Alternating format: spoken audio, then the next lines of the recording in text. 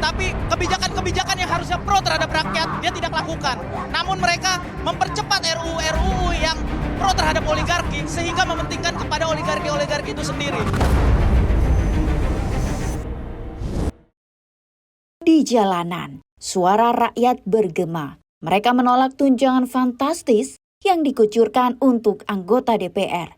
Ironisnya, di saat bersamaan negara harus menarik utang triliunan rupiah demi menutup belanja negara. Antara janji pengabdian dan kenyataan kemewahan, disinilah letak paradoks demokrasi kita. Diketahui, gaji pokok anggota DPR sesungguhnya hanya 4,2 juta hingga 5 juta rupiah. Namun angka itu bukanlah keseluruhan. Ketika ditambahkan dengan beragam tunjangan melekat dan fasilitas lain yang menyertainya, total bersih yang diterima anggota DPR per bulan bisa mencapai sekitar 104 juta rupiah. Jika kita hitung rata-rata per hari, jumlahnya setara dengan 3,4 juta rupiah. Di tengah polemik ini, muncul pernyataan anggota DPR fraksi PDI Perjuangan Deddy Sitorus menolak perbandingan gaji dewan dengan upah rakyat. Ia menyebut penyamaan DPR dengan pekerja bergaji UMR sebagai cara berpikir yang sesat. Bahkan, Wakil Ketua Komisi 3 DPR RI fraksi PDI Perjuangan Andreas Hugo Parreira berpendapat, total gaji dan tunjangan anggota dewan sebanding dengan ongkos politik yang mereka keluarkan. Dan di dalam perjalanan bahwa ada kenaikan-kenaikan, ya kita syukuri bahwa itu yang negara siapkan untuk kita, ya kita jalankan. Bahwa kemudian kalau ada perubahan-perubahan, saya kira itu adalah yang berwenang ya. Soal kepantasan, soal kelayakan dan sebagainya yang berkaitan dengan pengeluaran di sebagai politisi itu juga lumayan banyak hal pengeluaran.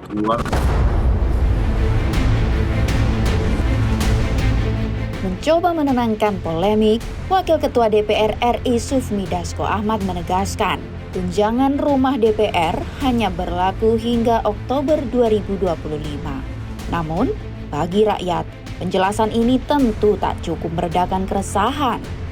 Anggota DPR itu mendapatkan tunjangan perumahan setiap bulannya 50 juta dari bulan Oktober 2024 sampai dengan bulan Oktober 2025, yang mana uang tersebut akan dipakai untuk kontrak rumah selama masa jabatan anggota DPR 5 tahun, yaitu selama 2024 dan sampai dengan 2029.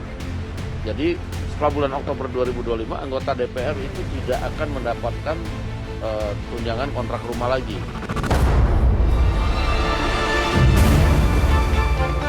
Dengan kondisi ini, pengamat politik Adi Prayitno menilai semestinya DPR hadir di tengah rakyat yang kesulitan, bukan malah tampil dengan wajah istimewa melalui tambahan fasilitas.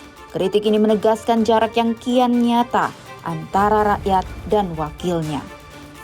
Kondisi ekonomi kita kan sedang recovery, sedang struggle betul. Kita mendengarkan hampir tiap hari PHK terjadi di mana-mana.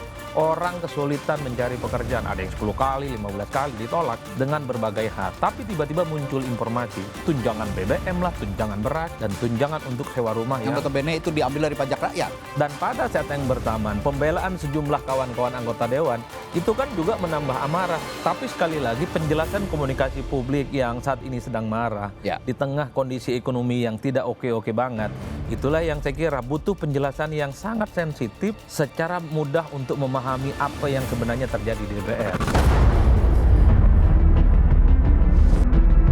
Di tengah nilai fantastis gaji dan tunjangan DPR, publik juga dibuat takjub dengan rencana penarikan utang negara di tahun 2026 mendatang. Tahun depan, pemerintah berencana menarik utang sebesar 781,9 triliun rupiah. Angka fantastis ini diklaim untuk membiayai program prioritas Presiden Prabowo Subianto sekaligus untuk menutup defisit.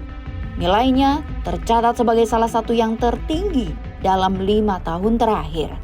Dalam nota keuangan RAPBN 2026, pemerintah menyebut penarikan utang tahun depan juga ditujukan untuk menutup defisit anggaran yang ditargetkan mencapai 638,8 triliun rupiah.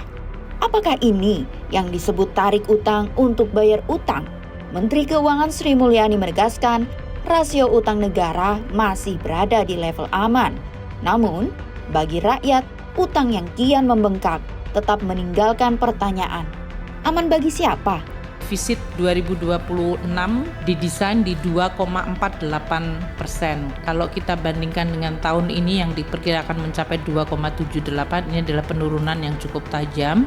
Dan ini masih konsisten bahwa pada saat kita mampu melakukan konsolidasi fiskal di dalam rangka untuk menjaga risiko APBN dan pembiayaan, kita akan selalu coba lakukan. Kami selalu mencari titik seimbang antara kebutuhan untuk menstimulir ekonomi kita, dan ini terasa sekali pada saat APBN dipotong pasti langsung muncul indikasi di dalam masyarakat atau perekonomian adanya penurunan kegiatan ekonomi. Dengan 2,48, rasio utang masih terjaga di 39,96%. Kepala Ekonom BCA David Sumual menilai, rasio utang negara memang masih aman. Namun jika terus mendekati ambang batas, resikonya bisa menjadi lampu kuning bagi perekonomian. Posisi 30-40% sebenarnya sudah relatif aman, tapi kalau sudah di atas 45 ke arah 50% atau bahkan 60% ini mungkin sudah lampu kuning atau lampu merah ya. Jadi kita harus lebih berhati-hati. Jadi dalam posisi sekarang ya kita berharap penggunaan utangnya yang lebih efektif dan efisien ya. Jadi benar-benar bisa menggerakkan pertumbuhan, bukan bagaimana mendorong birokrasinya malah ya yang membuat juga hambatan tentunya buat pebisnis ya ataupun investasi domestik maupun juga investasi dari luar.